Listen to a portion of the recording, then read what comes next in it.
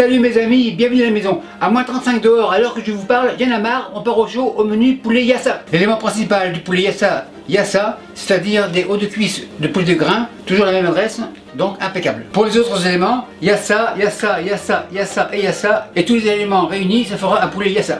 Le poulet sera mariné, donc on commence par la marinade. Poulet au frais, et on fait le ménage. Le ménage terminé, on passe au citron, la machine, comme ça, citron jaune, couteau jaune bien sûr, coupe 2, et on presse. Deuxième. Mes citrons jaunes n'ont pas beaucoup de jus, on passe au vert. Couteau vert, on la relève, on presse. Un deuxième, impeccable. On cherche environ 100 minutes. La machine, on débranche, le dessus à la plonge, le récipient pour la marinade, citron comme ça. Machine plonge, machine déménage. L'acide du citron n'est pas très bonne pour le fil du couteau, donc le couteau à la plonge. On enchaîne pour la marinade. Ici, gingembre, couteau jaune, un petit peu. Ça, c'est lamelle en julienne et lamelle en petit dé. Le gingembre dans le récipient. Le couteau jaune, c'est fini. On enchaîne sur l'ail, 3 gousses, couteau blanc, on émince grosso modo. On concasse. Et l'ail dans le récipient. Pour le piquant, piment oiseau, couteau rouge bien sûr, et en petits morceaux. En fait, je précoupe le tout pour donner une chance à la machine. Comme ça, les queues au compost et le couteau à la plonge. Le récipient ici, un peu de sel, un peu de poivre, pas trop car il y a des piments, moutarde de Dijon, cuillère jaune bien sûr, une bonne cuillère, comme ça, cuillère plonge, moutarde au frais. Ceci fait, machine miracle et on mélange.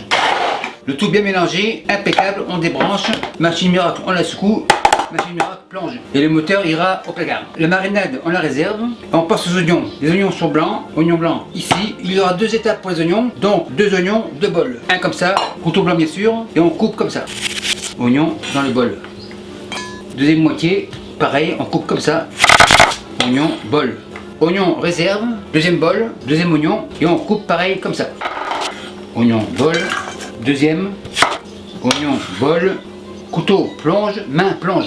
Les oignons terminés, on passe à la marinade. Les oignons ici, le poulet est revenu, couteau jaune, un comme ça, comme ça, comme ça, comme ça, et comme ça. Assiette, plonge, la marinade, par-ci par-là, on secoue le récipient à la plonge. La main est propre, on mélange.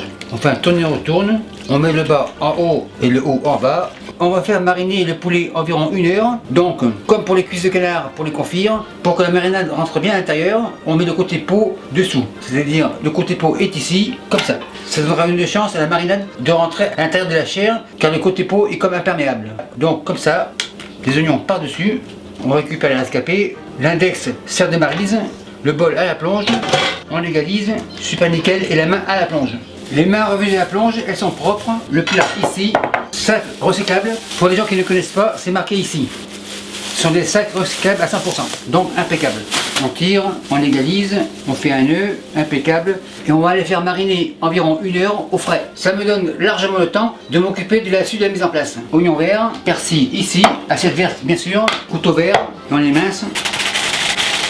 C'est suffisant, le reste on réserve, oignon vert, assiette verte. Le couteau vert reste en place pour le reste de la mise en place. Persil comme ça, on roule raoule, on commence par une chiffonnade. Chiffonnade terminée, on concasse. En fait on le hache.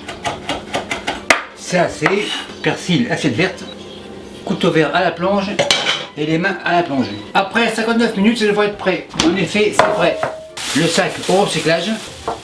La fin de la cuisson se fera au four, donc le four je le préchauffe à 350 degrés Fahrenheit. Pour la cuisson il y aura 2 poêles en parallèle, feu à fond ici, feu à fond là, et on attend 225 degrés Celsius. Mes poêles, celle-ci et celle-là, sont à 225 degrés Celsius. Huile d'arachide, un petit fond ici et un petit fond là. Huile d'arachide c'est fini, poulet, on va les faire colorer. On met tout, on égalise, le plat à la plonge et les oignons ici.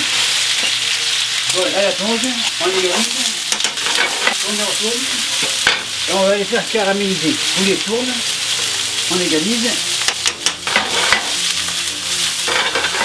tourne, on laisse cuire les oignons pour les rendre genre compote. En fait ça va lier la sauce. On tourne régulièrement. Les oignons ici sont en compote, impeccable. Le poulet bien saisi, ceci